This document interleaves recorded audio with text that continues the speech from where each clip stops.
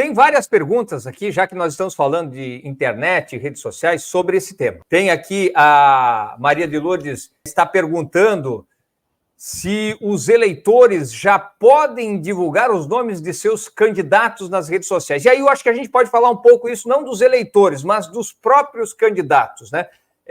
Em tese, os pré-candidatos podem utilizar as redes sociais, mas tem que ter uma série de cuidados para isso, correto, doutor Mauro?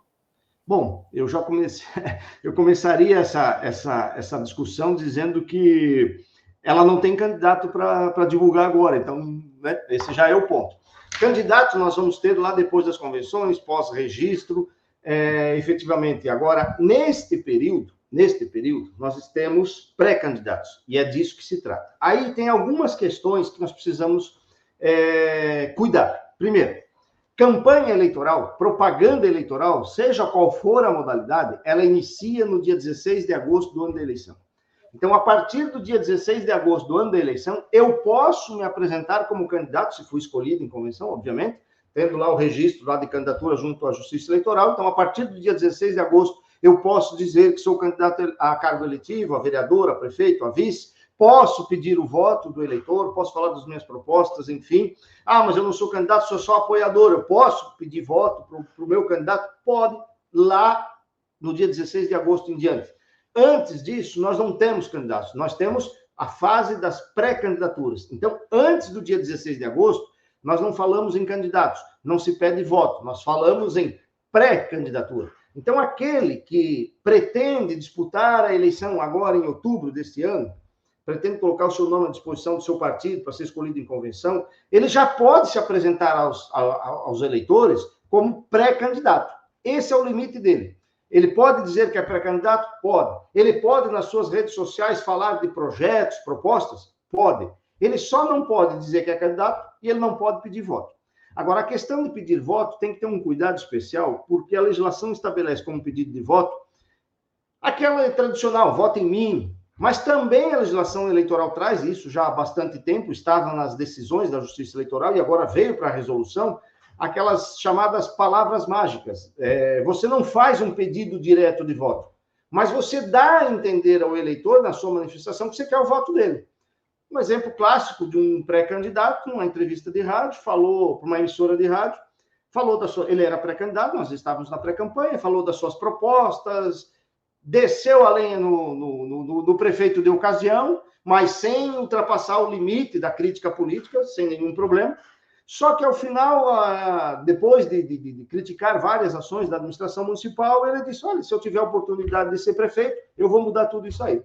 Então, esse foi o ponto. Aqui, ele pediu voto. Ah, mas ele não disse voto em mim. Ele não disse, mas ele disse, se tiver a oportunidade, e quem tem a oportunidade de ser prefeito só pode ser quem tem o voto. Então, ele acabou, de uma forma indireta, pedindo voto. E é isso que a legislação não permite. Então, é preciso que se tenha cuidado nesse momento de pré-campanha, pelo menos até o dia 16 de agosto, depois do dia 16 de agosto não tem problema, mas até o dia 16 de agosto precisa ter cuidado com esse pedido direto ou mesmo indireto, meio que disfarçado. Não, então não precisa fazer isso, não precisa pedir voto de nenhuma forma. Discuta as suas propostas, você pode dizer, não precisa dizer, se eu for vereador, se eu me eleger vereador, se eu me eleger prefeito. Não, discuta as suas propostas. Olha, um bom vereador para a nossa cidade tem que defender propostas desse tipo, projetos assim, faz críticas quando tiver que fazer críticas, enfim. Você pode, agora, nesse período de pré-campanha, se apresentar como pré-candidato nas suas redes sociais, nas conversas com seus amigos, enfim, com as pessoas que lhe rodeiam, pode falar da sua pré-candidatura, pode falar da sua qualificação, por que você tem condições de ser um pré-candidato, quem sabe um candidato no futuro, falar das propostas sem problema nenhum. Tudo isso, agora, neste período, é permitido. Só tem que tomar cuidado, então, com a questão do pedido de voto e gastos. Porque a pré-campanha... Há quem diga que na pré-campanha dá para fazer pré-campanha sem gastos. E eu não conheço ninguém que consiga fazer uma pré-campanha sem um mínimo de gastos. E em relação aos gastos, é preciso ter cuidado, sob pena de, daqui a pouco, perder até a própria candidatura. Mas nós conversávamos, antes de entrar no ar, exatamente sobre isso, né? Tem perguntas sobre a questão, inclusive, de impulsionamento em rede social na pré-campanha, né? Que não é proibido, mas tem todo um cuidado que precisa tomar. E aí, para ser bem objetivo, nós temos 2 casos, pelo menos, de senadores, uma cassada, né, que é a Selma Arruda, do Mato Grosso, que foi cassada por abuso de poder econômico na pré-campanha, ela gastou muito na pré-campanha, né, e aí ela foi cassada por isso, e o Sérgio Moro, que também é a pré-campanha dele, se eu não me engano, que foi com gastos bastante consideráveis, que fez com que ele está aí sendo avaliado, e há uma tendência, me parece, de cassação do mandato do Sérgio Moro, exatamente por ter abusado do poder econômico na pré-campanha para o Senado no Paraná. Quer dizer, a gente já tem exemplo de gente cassada e outros também que poderíamos trazer, mas estou citando 2 casos bem conhecidos. Então, a pessoa pode impulsionar, a pessoa pode gastar, mas não pode abusar do poder econômico por isso, na pré-campanha, porque pode ser cassada por isso, né? Ou também na campanha, que é o caso do Jorge Seito, que a gente citou no início do debate, que ele teve abuso do poder econômico, né? E também está aí para ser julgado e pode ser cassado também, né, doutor Mauro? Isso, assim. E aqui me parece que nós temos um problema bastante significativo, porque, bom, primeiro aspecto, o que é que se pode fazer na pré-campanha? A legislação diz que na campanha, na pré-campanha, melhor dizendo, você pode usar os instrumentos que você usa na campanha eleitoral. Então, por exemplo, a legislação eleitoral permite que você impulsione a sua propaganda eleitoral lá no período de campanha eleitoral. Portanto, no período da pré-campanha, você também pode impulsionar as suas postagens nas suas redes sociais. Só que há de se observar dois aspectos. O primeiro, ainda que seja permitido, deve cumprir as mesmas regras que a legislação eleitoral estabelece para a propaganda eleitoral. Então, no período de propaganda eleitoral, o candidato, quando vai impulsionar, obrigatoriamente, esse impulsionamento ele deve conter algumas informações que a legislação exige. É preciso deixar claro que aquela divulgação lá se trata de um conteúdo patrocinado, que é o mesmo que impulsionado. Então, aparece lá patrocinado. Aparece lá, então, que se trata de uma propaganda eleitoral. Vai aparecer aqui na pré-campanha que se trata de uma pré-campanha. Vai aparecer o CPF do responsável pelo pagamento do impulsionamento. E aqui eu chego no segundo aspecto. Eu disse que eram 2, mas, na verdade, são 3. O segundo aspecto só pode fazer um impulsionamento aqueles que são pré-candidatos, aqueles que pretendem ser candidatos, efetivamente. Então, eles vão fazer esse impulsionamento, vão registrar e vão pagar por esse impulsionamento, vão contratar esse impulsionamento junto aos responsáveis, as entidades, as empresas, né, que administram essas redes, e isso precisa estar efetivamente claro. Então, lá no período da campanha eleitoral, é feito dessa forma, com o CNPJ do candidato que pagou, ou o CNPJ do partido que pagou o impulsionamento, ou o CPF do administrador financeiro da campanha. E aqui na pré-campanha, como eu não tenho administrador financeiro, e se é o próprio candidato que está fazendo, aquilo tudo vai sair no CPF dele. Ele precisa pagar esse gasto com um impulsionamento e precisa sair claro que aqui está se tratando de uma propaganda impulsionada, patrocinada. E o terceiro aspecto é o limite de gastos. E aqui acabei de ver aqui que se fala, alguém questionou aqui sobre o limite de gastos. E esse me parece o principal problema que nós temos no período da pré-campanha. O que diz a legislação eleitoral sobre gastos na pré-campanha? A legislação eleitoral diz que esses gastos precisam ser moderados e precisa ter transparência. Começo pela transparência. Gastos eleitorais com transparência. Você precisa ter. Eu diria o seguinte: se você é pré-candidato e você pretende fazer manifestações na pré-campanha, você pretende construir uma página na internet, você pretende construir uma página lá no Instagram, no Facebook, etc., tudo que você gastar com esse movimento, você registre, você faça o pagamento, exija nota fiscal e guarde esses documentos. Porque se lá na frente você for questionado por eventualmente ter ultrapassado ou ter cometido abuso do poder econômico na pré-campanha, você vai ter condições de discutir os valores que você gastou na pré-campanha. Então, vejam, gastos na pré-campanha, mas eu só vou criar um material para divulgar nas minhas redes sociais. Tem custo para criar esse material. Tem custo para fazer aquela página. Mas eu só vou impulsionar. Tem custo para impulsionar. Tudo isso é preciso estar devidamente registrado. E aí eu vou para o segundo problema, o segundo ponto que para mim é o mais grave. Gastos moderados. E o que é O que eu devo entender por gasto moderado? Infelizmente, nós não temos na legislação nada que nos indique o que é um gasto moderado na pré-campanha. Os casos que o Gilberto citou aqui, que é do senador Sérgio Moro e da ex-senadora Selma Arruda, é porque, efetivamente, lá no caso, vou ficar especificamente no caso da Selma Arruda, que já foi julgado, e nós temos alguns parâmetros, o do senador Sérgio Moro tem algumas nuances ali, porque ali envolveu pré-campanha a presidente da República, depois virou uma pré-campanha de senador em São Paulo, virou pré-campanha de senador no Paraná, e aí a discussão ela se dilui para saber exatamente quanto daqueles gastos beneficiaram ou não beneficiaram, e aí a celeuma é um pouco mais complexa. No caso da senadora Selma Arruda, não, ela fez gastos extraordinários, estratosféricos na pré-campanha. E aí esses gastos, se conseguiu prova desses gastos que ela realizou, inclusive com contratos, pagamentos, quebra-sigilo bancário, enfim. E eu não recordo agora, porque já faz um certo tempo, eu não recordo de todos os valores, mas efetivamente foram valores bastante consideráveis. Então, se você vai fazer gastos na sua pré-campanha, você precisa de duas coisas. A primeira, saber que todos os gastos que você fizer na pré-campanha, eles devem ser contabilizados, porque lá na frente pode ser demandado a comprovar isso. Segundo aspecto, que, como eu disse, para mim é o mais difícil, quanto eu posso gastar na pré-campanha. Há quem diga que não pode passar de 10% do total que você vai gastar no período da campanha. Outros defendem que não pode ultrapassar 20% do que você vai gastar na pré-campanha, na campanha eleitoral.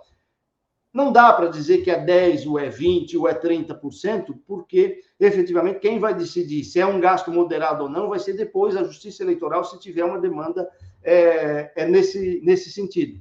Mas talvez, se você chegar somando todos os gastos, não ultrapassar esses 10%, ou quem sabe 20%, é algo que se pode entender como moderado, algo que se pode entender como razoável. Agora, é preciso entender o seguinte: todos os gastos que você tiver na pré-campanha, você precisa contabilizar, você precisa guardar os comprovantes para depois poder provar que, efetivamente, você não praticou, não cometeu o abuso do poder econômico, e, como foi destacado aqui, o abuso do poder econômico pode levar à cassação do registro de candidatura ou do diploma, além de gerar inelegibilidade por 8 anos. Então, é preciso ter, efetivamente, cuidado em relação a essas situações. E vejam, tudo isso, todos os gastos que você fizer, se você contratou alguém para montar sua página lá no Facebook ou no Instagram, isso tudo é custo, então isso deve ser considerado. Aqui tem um outro elemento que eu acho importante mencionar. Às vezes, há um subterfúgio ilícito, mas há um subterfúgio de terceirização do impulsionamento. E a legislação é clara quanto a isso. Só quem pode impulsionar é o partido político ou o candidato, e neste caso, o pré-candidato. Logo, eu não posso ter um terceiro pagando o impulsionamento das minhas postagens. Mas tem um aspecto aqui importante que efetivamente aquilo que se chama de terceirização. Eu tenho um candidato, ou melhor, eu tenho um cidadão que se diz pré-candidato, e aí ele começa a fazer impulsionamento de pautas. Nós dois aqui, eu e o Gilberto. O Gilberto, efetivamente, vai ser o candidato a vereador. Mas eu estou pensando em ser candidato a vereador, mas, no fundo, eu sei que eu não vou ser candidato a vereador. Vou ser um apoiador do Gilberto. Então, o Gilberto vai fazer o impulsionamento dele e eu vou fazer o meu impulsionamento. E eu pago o meu impulsionamento com as mesmas pautas que o Gilberto defende. Lá na frente, quando chegar a convenção, eu retiro a minha candidatura e declaro apoio ao Gilberto. Tudo aquilo que eu impulsionei, tudo aquilo que eu gerei de engajamento durante a pré-campanha, eu vou entregar para o Gilberto. E o Gilberto, então, vai para a campanha eleitoral dele já com uma bagagem de apoiadores construído por ele e por mim, que me colocava como pré-candidato. E aí, no final, eu desisti, retirei a minha candidatura e fui apoiar o Gilberto. Aqui eu tenho uma terceirização e uma terceirização ilícita. E aí tem que ter cuidado, porque aí esses gastos podem, eventualmente, esses gastos que eu fiz, serem discutidos no âmbito do benefício da campanha do Gilberto. Então, assim, se você é pré-candidato, você faça o impulsionamento, contrate o impulsionamento, pague o impulsionamento, registre esses gastos para depois, no futuro, se for o caso, se for preciso, você discutir. Agora, uma coisa é certa, quem não é pré-candidato não pode impulsionar. Mas eu posso, lá na minha rede social, não sendo pré-candidato, eu posso dizer, olha, colocar lá no meu Instagram, olha, o Gilberto é um bom nome para ser vereador aqui, acho que é um nome para ser avaliado, tem boas propostas, enfim. Eu posso falar dos meus pré-candidatos, posso falar dos projetos do meu pré-candidato, eu só não posso pedir voto, né, de forma nem direta nem indireta, porque senão eu também vou ser punido. Pode ser punido o candidato beneficiário, mas também quem fez a propaganda para terceiro também pode ser punido. Então tem que ter um cuidado em relação a isso. Pode fazer isso, mas não pode impulsionar, né? Pode fazer no orgânico, perfeito? Exatamente. Exato. Se impulsionou, aí já vira pré-campanha. Aí já é isso. Aí eu já vou somar para um eventual abuso em favor do candidato. E aí o candidato pode ter problema. Bom, eu tenho a impressão que tu já mais ou menos respondeu aí a essa questão da Kátia, né? Mas ela não precisa fazer a declaração na campanha, mas ela tem que guardar a informação, porque alguém pode questionar o abuso, e aí, quando questionar o abuso, ela tem que ter as informações, notas fiscais, aquilo que tu falou, para poder dizer, olha, eu gastei tanto, e isso, digamos, e defender que aquilo que ela gastou é moderado, não é abusivo. É isso, exato, né? Os gastos de pré-campanha, eles não são declarados na campanha eleitoral, né? São gastos da pré-campanha que podem ser discutidos depois em um processo específico. Bom, eu tenho uma pergunta aqui também sobre, além da rede social, porque além disso é possível fazer adesivo, é possível fazer outras coisas na pré-campanha, né? Tudo isso tem que ter registro, tudo isso vai passar por aquele crivo do quanto se gastou, sem abuso de poder econômico. Pode fazer, sem ferir a legislação, né? Como é que pode ser esse material, enfim, né? Pode lá o João dizer, João 2024, como fazia-se muito antigamente? Bom, vamos lá. Todos aqueles meios de propaganda que não são proibidos lá no período da campanha eleitoral, eles podem ser usados também no período da pré-campanha. Então, se eu tenho um informativo de campanha, eu posso ter um informativo de pré-campanha. Os limites são os mesmos. Veja, se eu fiz um informativo, fiz um adesivo, lá um perfurade, enfim, tudo isso ele é computado no meu limite de gastos, ou vai ser analisado depois nos gastos da pré-campanha. Então, tem que ter cuidado em relação a isso. Mas também tem que ter cuidado com o tal do pedido de voto. Explícito ou voto direto. E quando eu digo Gilberto 2024, vereador 2024, eu estou pedindo voto. Então, eu já estou cometendo um ato ilícito. Na campanha eu posso. Agora, não. Então, eu teria, digamos assim, algo irregular. Mas eu quero fazer um adesivo. Sinceramente, eu não consigo enxergar um adesivo. Vai colocar o que lá? Vai colocar no adesivo, colocar no carro lá, Gilberto, só. Bom, pode até ser, mas não faz referência à campanha, enfim, não está pedindo voto, etc. Não sei qual é, do ponto de vista do marketing, qual é o impacto disso, mas não me cabe analisar o marketing, mas, enfim, desde que não tenha lá um pedido de voto, direto ou indireto, e se você colocar Gilberto 2024 no seu carro, lá um adesivo, eu vou entender que você está pedindo voto, né? Ou para prefeito, ou para vereador, ou para vice, mas você está pedindo voto, você está fazendo essa referência com o ano eleitoral e, portanto, eu tenho essa possibilidade de discutir um pedido de voto. Então, assim, além disso, é preciso cuidar com os limites, né? A legislação eleitoral estabelece limites para adesivos em carro, etc., e aí você tem que também estabelecer, respeitar esses mesmos limites. Se você vai fazer material impresso, se eu fizer material impresso para distribuir na campanha eleitoral, tem que ter tiragem, tem que ter o CNPJ da gráfica, tem que ter o CNPJ do candidato. Agora, na pré-campanha, tiragem, CNPJ da gráfica, CPF do candidato que pagou, aproveitar para fazer o gancho com a pergunta anterior, os recursos têm que ser recursos próprios, você não pode fazer arrecadação para pagar gastos de pré-campanha. Nós até temos uma modalidade de arrecadação prévia de recursos, depois a gente fala sobre isso, mas agora, na pré-campanha, você vai pagar esses custos com os seus próprios recursos. Então, tem que ter esse tipo de cuidado aí com material impresso agora na pré-campanha. Já vamos engatar nisso. Tem um período que já pode começar a fazer a famosa vaquinha virtual, arrecadar tal. É antes da campanha, é na pré-campanha, mas o gasto é só na campanha. Como é que funciona isso, doutor Mauro? Bom, a partir de 15 de maio, quem pretende ser candidato, ele já pode fazer arrecadação de recursos nessa modalidade aí conhecida como vaquinha virtual.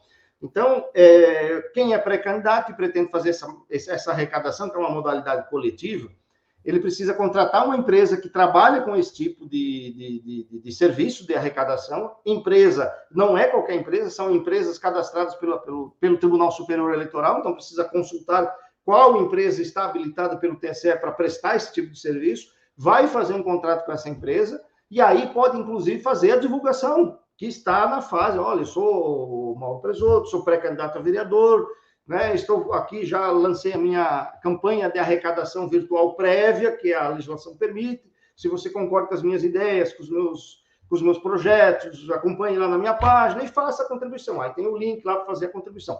Esses recursos são arrecadados, geridos por essa empresa que foi contratada, e eles só serão disponibilizados ao candidato lá na frente, depois, quando se tornar efetivamente candidato, requerer o registro de candidatura, vai abrir uma conta bancária específica com o CNPJ da campanha e esses recursos, então, serão transferidos para gastar no período de campanha eleitoral. Não tem gasto, essa arrecadação prévia não é para pagar despesas de pré-campanha. Despesas de pré-campanha são com recursos meus. A arrecadação prévia, essa vaquinha virtual, serve para antecipar o financiamento da campanha, para custear os gastos da campanha eleitoral a partir do dia 16 de agosto.